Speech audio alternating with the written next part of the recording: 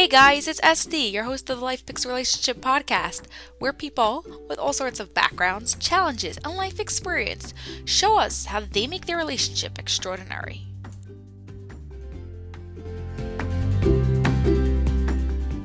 Hope you're having an awesome day and found a way to create at least a little bit more harmony in your home, in your relationship. Today, we've got someone with a really interesting story. He actually wrote a book about it called 126 Days and 11 Minutes. It's about his love story of 126 days. I'm going to put that link in the show notes together with the rest of his links so that way you can go and find out more about him.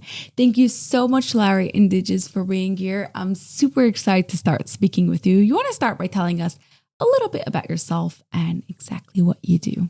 Sure, Esteem. It's been an honor to join you today and to talk to your listeners, and really looking forward to having a great connection and a great conversation. You know, that's what these things are about. That's a great thing about podcasting. Okay, where do I start? I'll start with maybe fitness has been a large part of my life. I grew up back east and lower middle class upbringing on Long Island, New York. The third of four siblings, mom and dad, hardworking people. My dad was a fine artist, and I did very well in school, and I got a nomination to the United States Naval Academy at Annapolis. So I went there for 4 years, Annapolis, Maryland, and that got me to the West Coast to San Diego, and I served in the Navy for 6 years, active. I enjoyed my time in the Navy. I was very open-minded about it after the academy. I just said, well, let me see how it goes. If it's something I want to do for a career, then, possibly I'll stay in. After 6 years, I had a very good career, but I decided that being a fitness professional is something that really I was passionate about and wanted to do. Hence, that's why I got out to the West Coast. I wanted to get to California, the mecca of health and fitness. And I'm glad I did, because after I left the Navy, I did get married. I met a woman here in San Diego, my ex-wife, Karen, and she was a nurse at the time. And we got married. This was the mid-'80s. And I worked actually for a very small defense contractor for about 3 years. Then I transitioned into the personal training business in the late 1980s when it became a viable career. Prior to that, it was very hard to make a living, in the fitness business. So started my own company.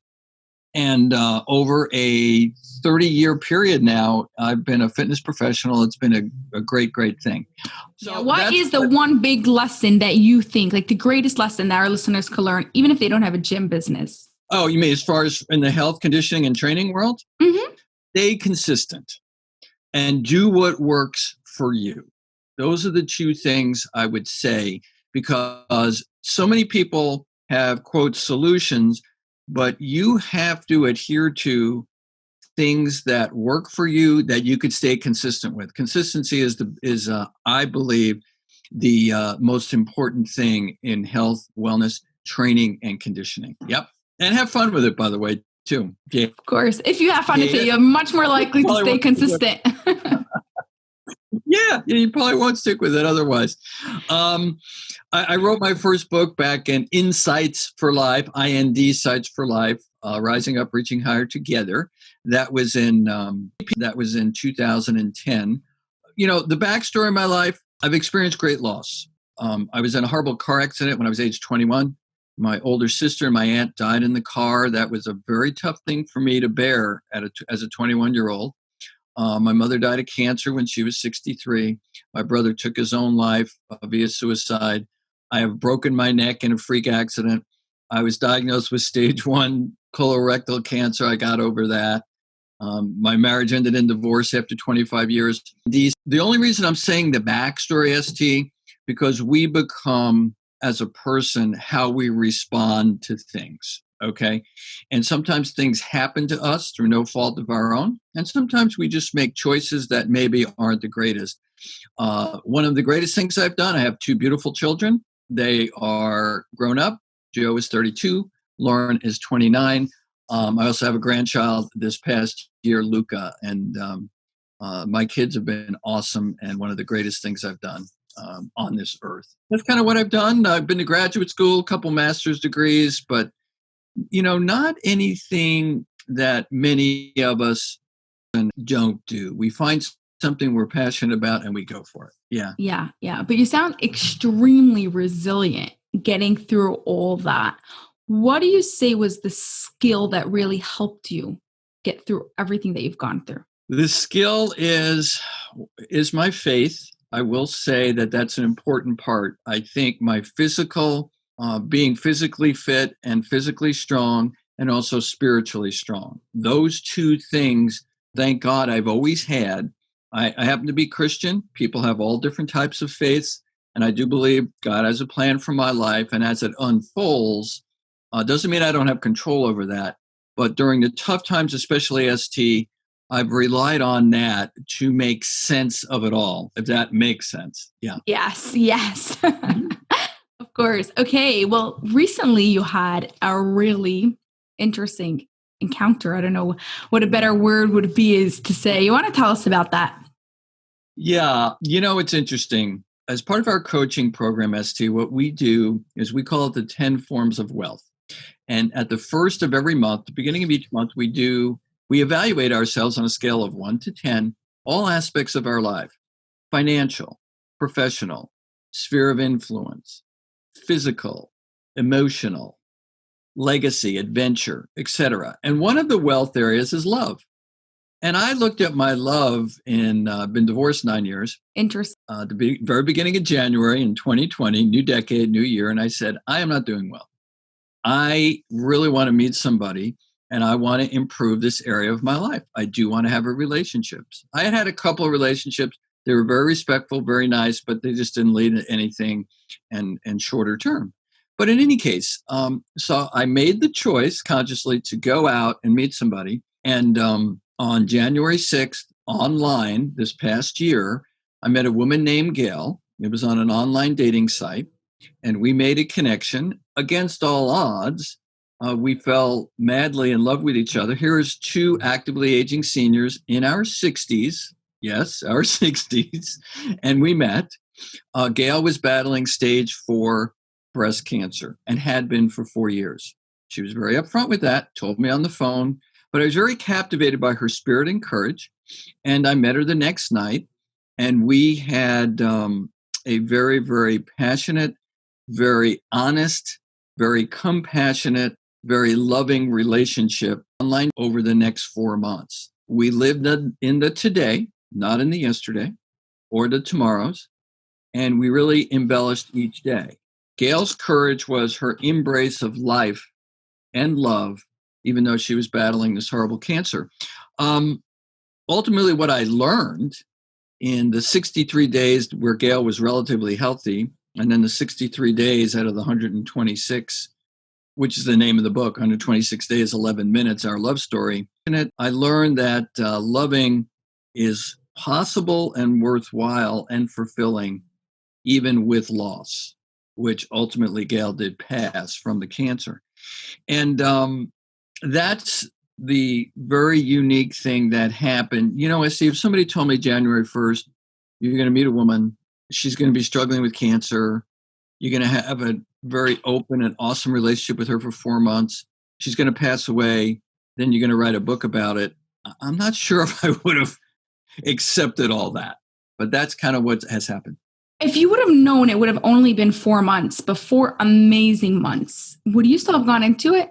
Yes. And somebody did ask me that question a couple of weeks after Gayle had passed. And the reason why is 2 or 3 reasons. That I was mature ST. I was in my mid-60s. I've had life experience. I also had a cancer diagnosis, coincidentally, or perhaps not by coincidence, the same month that Gayle got her diagnosis in 2015. October 2015, she was diagnosed stage 4 breast cancer. I was diagnosed stage 1 colorectal. So I had empathy. I had empathy from that point. I understood what a cancer diagnosis can do. That was one thing. I had life experience. Would I have done this in my 30s or 40s? I don't know. And I don't want to say I wouldn't have, but I don't know. But in my 60s, I had a bigger picture. But most importantly, Gayle had she was a beautiful woman inside and out. And I was captivated by her courage and her openness and her willingness, as I said just a minute earlier, to embrace life and love to the end. And I needed to discover more about this. I knew this was a powerful relationship. I didn't know how long it was going to last. If I would have known it had been 4 months, would I have done it anyway? I would have. I would have. Yeah. So what have you specifically learned? And not just like words like courage, which is incredible, but what specific things do you do now differently because you learned them from her? Gayle was a catalyst she broke open my heart. She didn't break my heart. Obviously, grieving and losing somebody is very, very challenging. But she broke open my heart and gave me the confidence to now I know I have the ability to have a relationship with a woman mentally, emotionally, physically, and spiritually. I was not sure of that before my time with Gayle and my relationship with Gayle. So she has given me the confidence that in moving forward to future relationships that I can do it. And that was something that I really needed and I got from her. Vulnerability. How being vulnerable and open and honest leads to trust, makes intimacy possible, which then makes romance possible, then makes a real love possible. The other thing, unconditional love. We live in such a conditional world sometimes, ST, right? Somebody goes, how much money do you have? What kind of car do you drive? Are you married? How many kids? Are your kids successful? Right? Where do you live? And unconditional love, and this is something Gayle always said to me, is you must love yourself unconditionally first before you can then unconditionally love another with no judgments, expectations, or conditions. And I learned that from her, and I have loved myself more than I did before I met Gayle. Yeah. That is such an important one. Yeah, I totally agree with you on that. How would you suggest to someone who doesn't really love themselves, how can they go and love themselves unconditionally? Acceptance. I believe accepting yourself means don't repress your feelings. In my relationship with Gayle, it was interesting.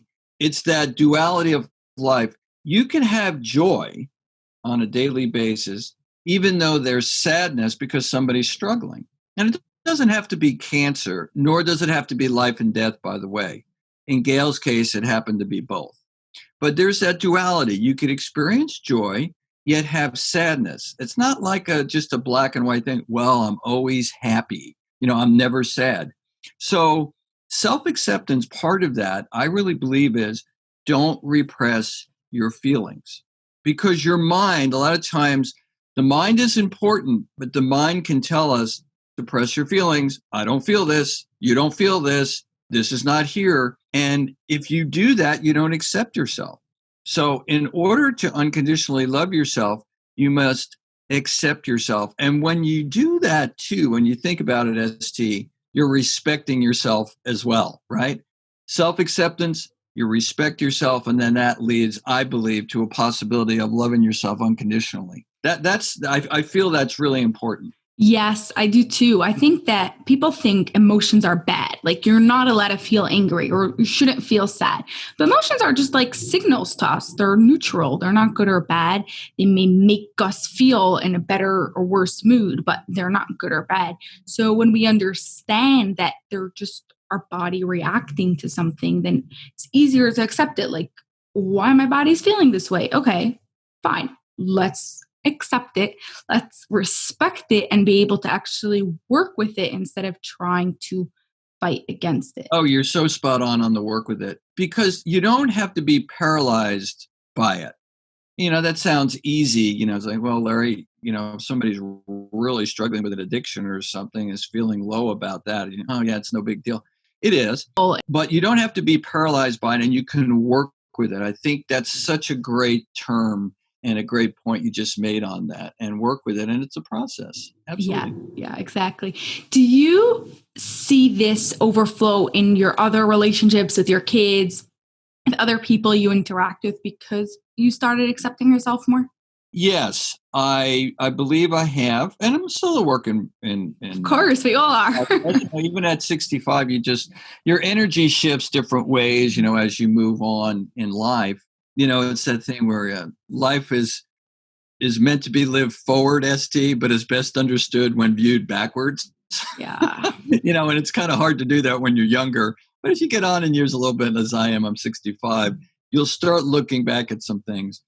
But I fully believe that my ability to listen, okay, just like I listen to my feelings, is better now. Now that I unconditionally love myself a little bit on a higher level, my ability to risk is also.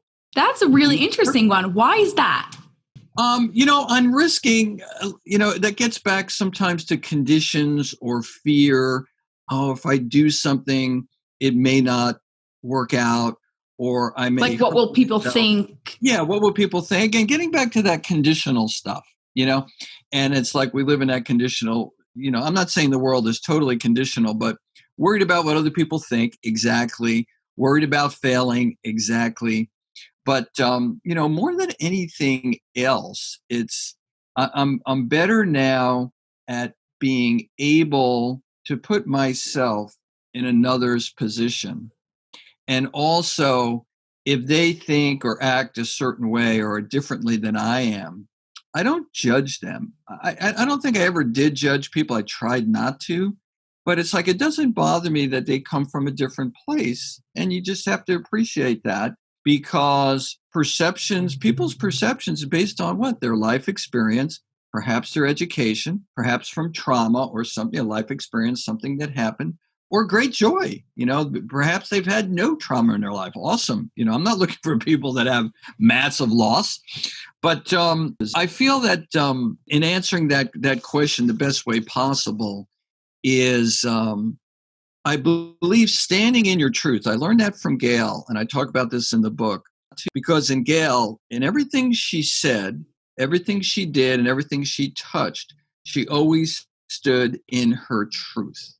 And I think that maybe it gets back to core values, ST. If you could stand in your truth and come back to your core values in how you approach life and how you live your life, that's something also I believe I do better now in learning from Gayle. Yeah. Yeah, that's really interesting. So do you sit down? Right, you said in the beginning that every month you go through everything to make sure you're on par with what you want. But have you actually sit down to say, okay, these are my core values and this is how I live my life, or it's something that you just know? I do know them. It's kind of my DNA. Every year in our coaching program, we do go over what are your core values? What are your 5 key core values or strongest core values?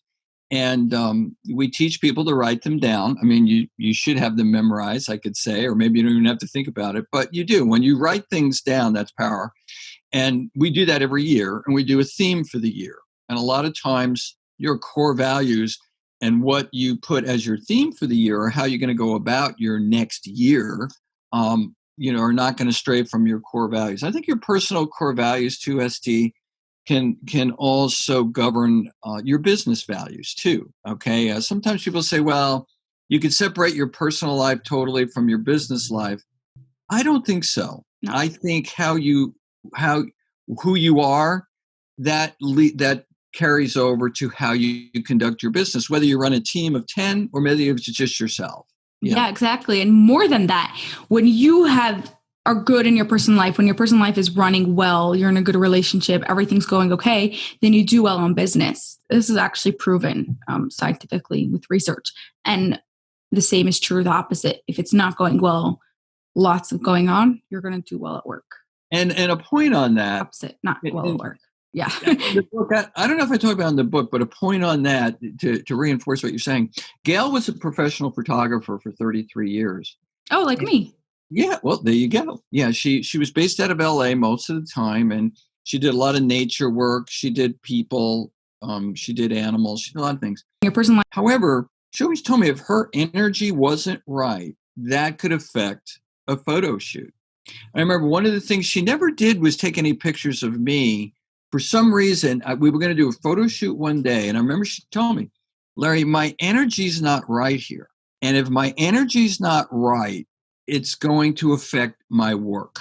Okay. So, like, personally, my personal energy has to be right in order to get that best photo. Okay. If it's not congruent, it's not going to happen. So again, the tie between your personal values and what you value and how you feel into some of your business thing. And you know that as a photographer, maybe you think similarly, ST. I don't know. For sure. I know that I better put myself in a really good state before a photo shoot if I want those pictures to come out good. Yeah, agree. Even before a podcast recording or even a client coaching session, same thing. You could tell it completely. Now, how has your vulnerability, were you before like less vulnerable and then you became more vulnerable in this relationship? I believe emotionally, my emotional component or welfare of my life was enhanced and elevated by this experience with Gayle. I had lost before, but sometimes I had never lost a soulmate or a lover, significant other, okay? Siblings and things, that's a different type of love and a different type of loss. Okay, so I was able to be more vulnerable with Gayle because she was more vulnerable with me. She put it all out there. Hey, Larry, I've got a single mastectomy. I've had radiation. I've had surgery on my neck. I used to be 5'7.5" with long legs. Now I'm 5'4.5" because of the surgeries and stuff and how my body has been altered because of the cancer. And she was okay with that. She was okay being vulnerable with that. She accepted that change and was able to move forward with it even so. Okay. And that encouraged me to like, well, if she could do it, then I also could be more open about it too. And sometimes, the male of the species, not to make it just a gender thing, ST, the times, oh, don't show this, don't show emotion, and even though, and I bring this out in the book, I was leading in this relationship. Gayle was an Argentine tango person. In Argentine tango, the man leads, the male leads with the embrace, and the woman follows. But if the male doesn't lead really well, the woman doesn't respond really well. So they still both sides of that, But I was leading in this relationship in a lot because of some of Gayle's limitations. But even so, I was vulnerable throughout. If there was something I didn't do entirely right or something maybe just didn't end up as good as I thought, I would be open about it. And we talked about it. So yeah, I have been able to move forward and be more vulnerable and not leave things somewhere repressed behind and save that for another day. Yeah. So if someone doesn't have a role model like you that's that good in being vulnerable, what things do you suggest them they could do to become more vulnerable? I think personal work is a good thing. Self-development work is a good thing. I think listening to relationship podcasts is a good thing. Reading your book is a good thing.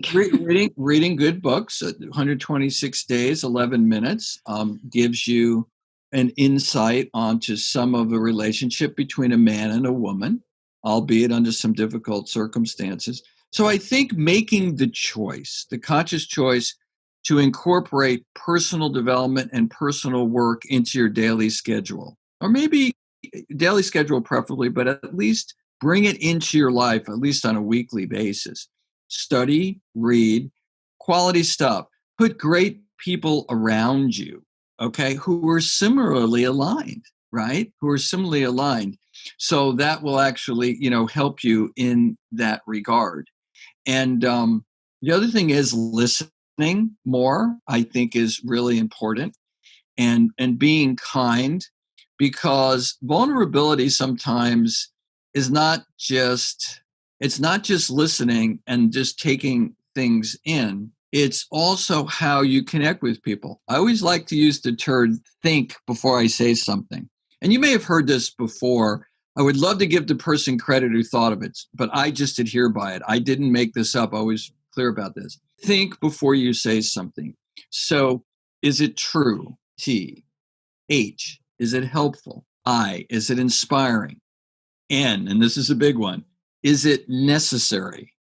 And K. Is it kind? So if you think of that acronym, think before you say anything. Is it true? Is it helpful? Is it inspiring? Is it necessary? Because sometimes we say things that are not necessary. You know what I mean? And is it kind? So you show vulnerability by how you accurately also communicate to a person. And sometimes that's counterintuitive. You just think, well, if I'm vulnerable, I'm just spewing stuff out and telling everybody how I feel. But also vulnerability could be giving that comfortable space to others as you're talking about. Yes, yeah, it's creating that safe space of it's okay to say what you want to say, and we're going to accept you and respect you for feeling like that and things that happen like that.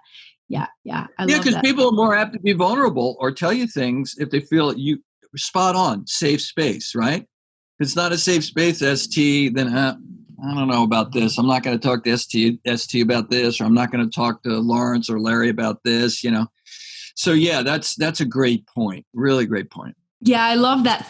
I think that's really good, even not when times when you want to be vulnerable, but just in general, whenever you need to speak to someone. That is great. Yeah, just make sure you don't overthink. Like I could already imagine a few people in my mind, like they're the type to think already too much. Okay, you people don't listen to this. You know who you are.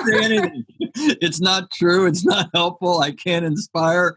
Yes, it is necessary. And forget kindness. I'm saying it anyway.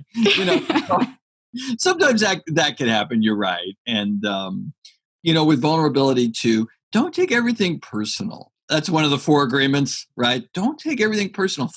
But sometimes it's the person is not necessarily mean-spirited when somebody says something or does something. I think usually people, as long as a person isn't abusive or have like an extreme mental health issue, people don't purposely try to go and let's attack you today. Like that's my goal of the day, Yeah. They're not usually trying to do that. So they came home, they're in a bad mood. Probably something at work happened, not specifically about you. It's funny, as Steve mentioned that, especially with COVID now. I remember I went down to my garage, took the elevator down. The elevator door opened, and there was a lady there with her small dog with a mask on. I had a face shield on. It was clear. The first thing she did was started yelling at me for not having a mask on. Now, I didn't take it personal. She was reacting to the situation. She sees a man that should have a mask on during COVID, and she's reacting to the situation. She's not trying to attack me personally. She didn't even know me.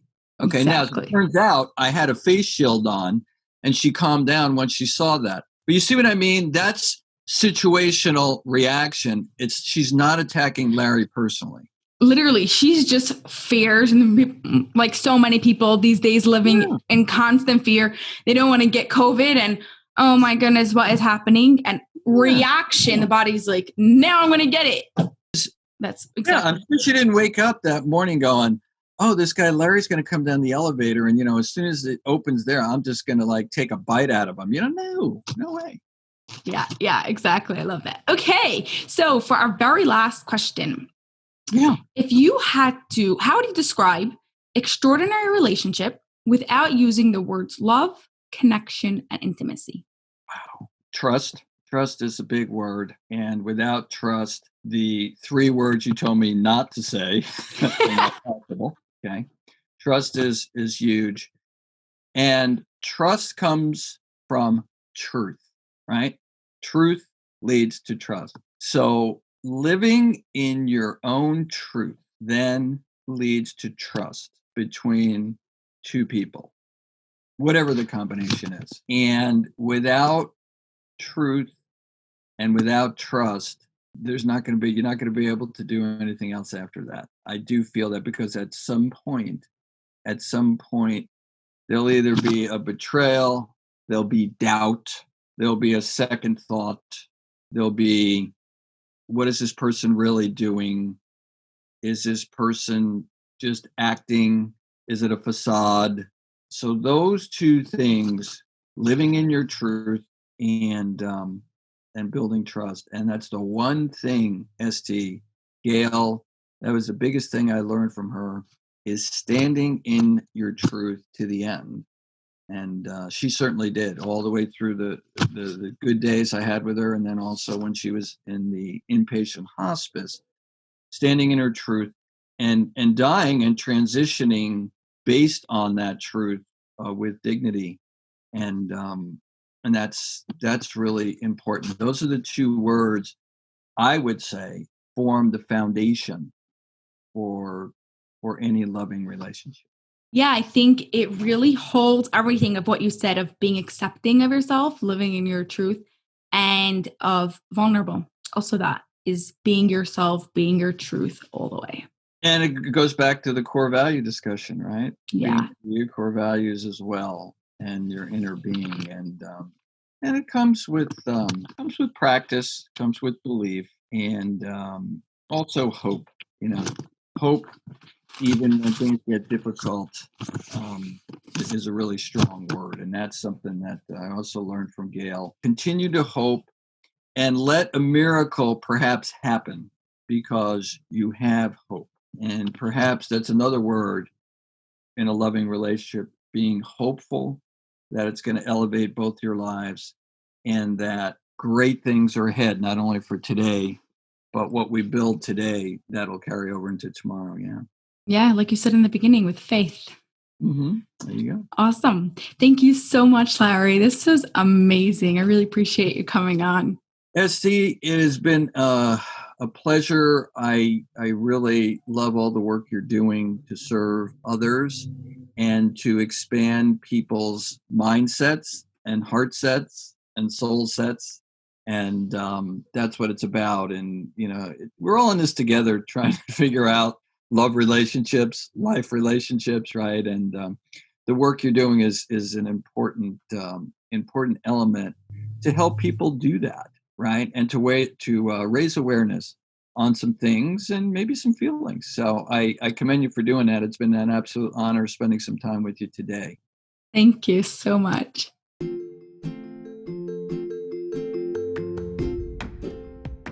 Did you enjoy that episode? Could you do me a personal favor and subscribe and leave a review? It would mean a lot to me. Thank you so much and have an awesome day.